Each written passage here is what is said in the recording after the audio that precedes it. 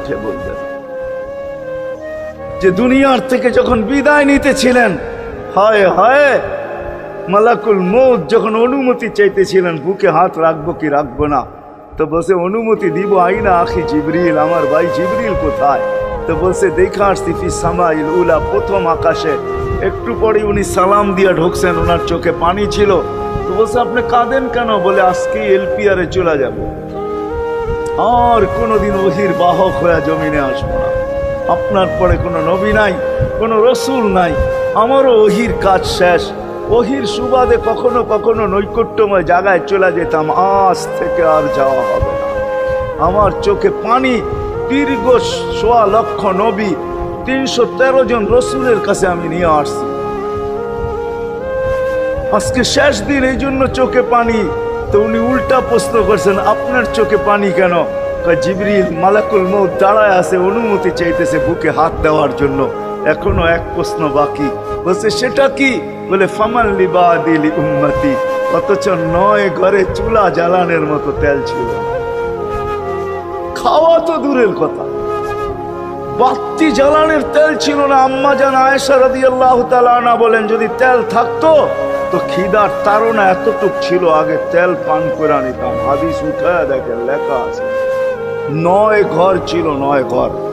হাসান হোসাইন ক্ষুধার্ত ছিল, আলী ফাতেমা ক্ষুধার্ত। কারো জন্য কোনো চিন্তা নাই যে আমার পরে আমার ৯ ফ্যামিলির কি হবে, হাসানের কি হবে, হোসাইনের কি হবে, আলীর কি হবে, ফাতেমার কি হবে।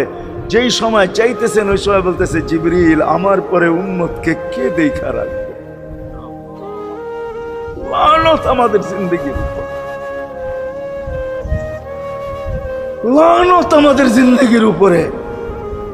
এমন জিন্দেগির থেকে জমিন ফাইটা মরা যাওয়া উচিত। আমি তো মাঝে মাঝে বলি আমাদের জমিনটা উল্টায় যাওয়া উচিত, যে মৃত্যু সময় বলতেছে আমার উম্মতকে কে দেখা রাখবে। জিবরিল ছুটা গেছেন, ছুটা আসছেন, আল্লাহ জবাব পাঠাইছেন, লা আতরুকু উম্মাতাকা ফারদা ওয়ালা ওয়াহদা। বন্ধু চলে আসেন, আপনার উম্মতকে আমি দেখা রাখবো, আমি দেখা রাখবো। হায় হায়, সবাইকে সালাম দিছেন একবার বা দুইবার, সবার দুরুদ পড়ছেন তো আল্লাহ একবার বা দুইবার, সালাম পড়ছেন কোন নবী রসুলের উপরে একবার কি দুইবার। আর বন্ধুর সালাম প্রতি জুমা ইমাম আছে, খতিব আছে, ইমামরা একটা আয়াত পড়ে কোরআনের, ইন্নাল্লাহা ওয়া মালাইকাতাহু ইউসাল্লুনা আলান নবী ইয়া আইয়ুহাল্লাযীনা আমানু সাল্লু আলাইহি ওয়া সাল্লিমু তাসলিমা। এই আয়াত আমাকে অনেক কিছু বোঝায়।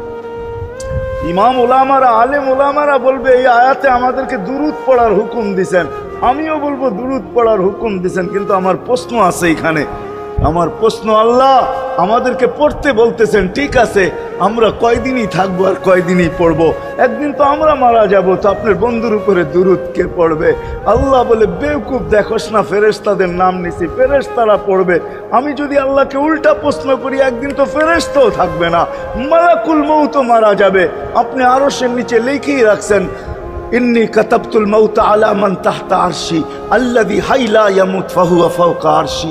আমার আরশের উপরে যে সে চিরঞ্জীব, যে নিচে আছে তাকে মৃত্যুর স্বাদ পান করতে হবে।